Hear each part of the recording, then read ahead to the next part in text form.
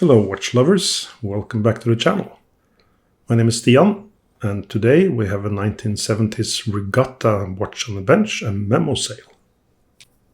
This is David's watch and it used to belong to his father.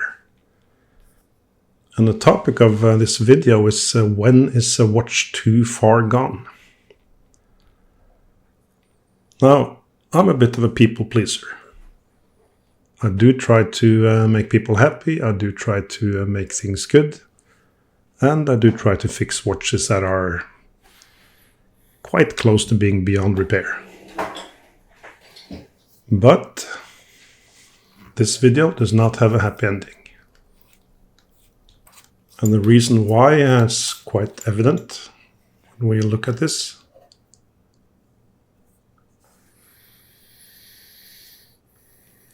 Yeah, that deep sigh is quite on the spot. What happened is that David took the watch sailing, and it was a windy day. The watch must have gotten really wet.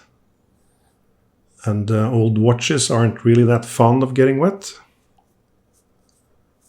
So this level of rust is the worst I've ever seen. See, when we tap the watch, even chunks of rust come out. And just to be clear, this used to be metal. This used to be steel inside the watch. Yeah, I agree, dogs. So a lot of things have rusted shut. We saw the balance did not move. The crown can only be unscrewed from the stem, and the pushers do not really do too much. So what we're going to try to do is first of all loosen some of the rust with this Schraubenlöser. But if we look at this watch up close under the microscope, you can see this level of rust is just something completely else. The rust has eaten away on the screws, on the wheels, on the springs, even on the balance. I've never seen a rusted shock spring before, but there we go.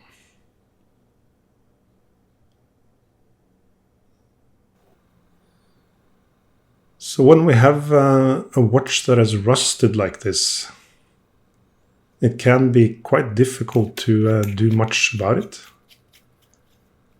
Especially when you cannot do anything about the case screws. So what I do, I try to actually blow the crystal off.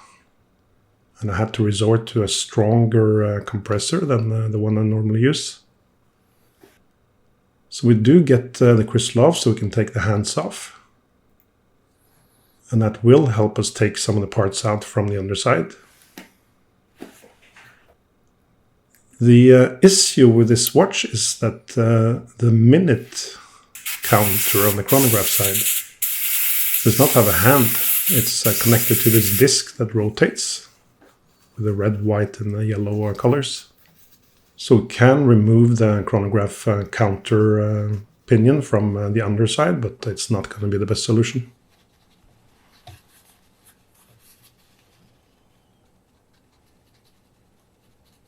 So let's get to work. We're going to try to remove as many parts as possible from the underside. See how far we get there. Now normally when I disassemble a watch, I put the parts on the edge of the mat like that. But these parts are so dirty and rusty, so I even had to put some watch tissue under them to not stain my mat too much. And we can see that the chronograph bridge, the minute counter there, has actually rusted shut onto that cock. Not a good sign.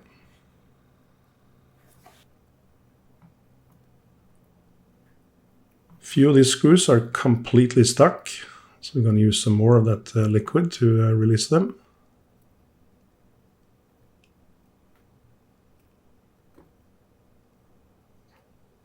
So this approach does sometimes work. It can be especially useful if, for instance, the stem has completely rusted shut, so you cannot get it off.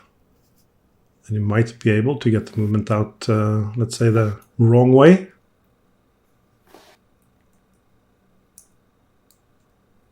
If the parts have been attacked by rust as badly as this, then of course those parts will mostly have to be replaced.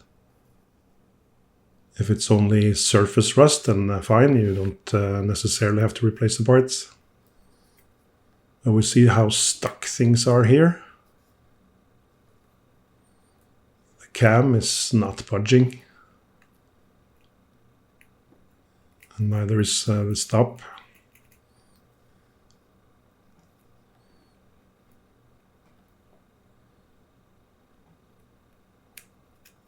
So as I'm working on this increasingly, I'm feeling that this is going to be a challenge. Many of the screw heads are kind of rusted off on top. So I have to sort of dig down to find the screw slot.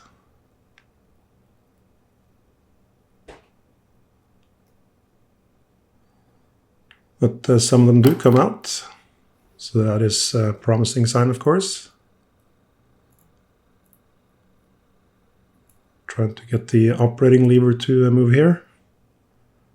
The operating lever is the one you push to start and pause the chronograph.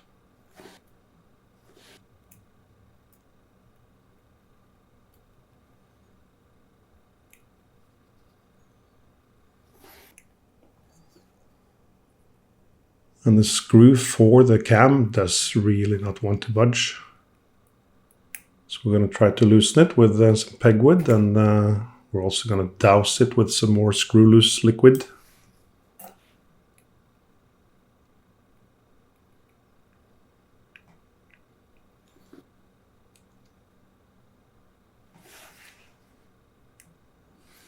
So we can get the operating lever out.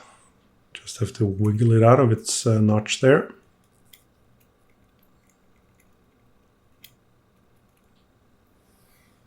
Now I finally did manage to unscrew the screw for the cam. So I was able to get that screw out. But then the cam itself is still stuck. So I'm going to use this plastic probe as a lever to try to get it out. Oh. Now, if this happens, then 99% of the time that part is just in front of your feet on the ground, on the floor. We can see that cam is pretty rusted. Now, I want to tell you a story.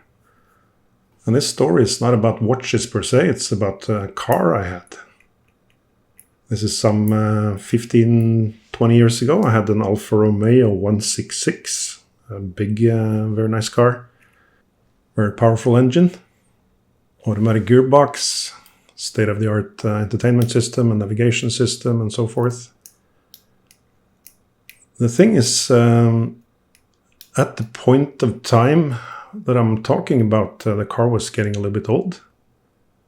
So the value of the car itself was probably around maybe 5,000 euros. And then the gearbox broke down.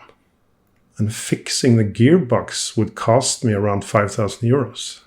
Very expensive. And the car was in very nice condition otherwise. But due to that, the best solution was actually to scrap the car. Because then I would get 1,500 euros back. And the reason I'm telling this is because nowadays we live in a very much use and throw away kind of society. Time is very expensive. Parts and all those things are very expensive. So often you might find yourself in a situation where you have something of value, but it's simply not economically viable to do anything to restore it. And that's of course where we get back to this watch. Over the last couple of years, increasingly it's become very difficult to find old complete movements that you can use as a donor.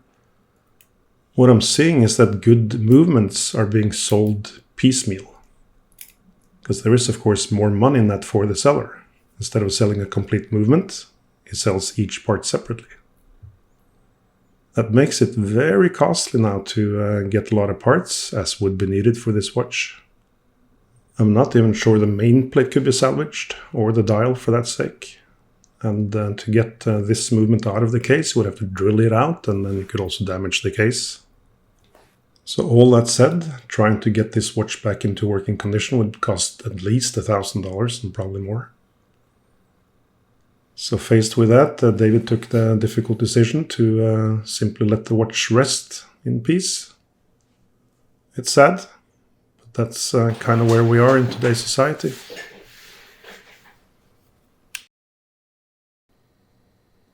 So it's with a heavy heart that I have to admit that this one was just too far gone.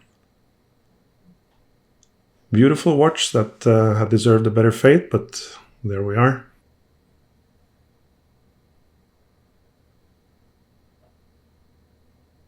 Before ending the video, I just want to remind everyone that at vintagewatchservices.eu you can always find more than 100 beautiful vintage watches, and as a YouTube subscriber you get a 10% discount. I'll be back with another video shortly, hopefully one with a happier ending, and until then, ta-ta.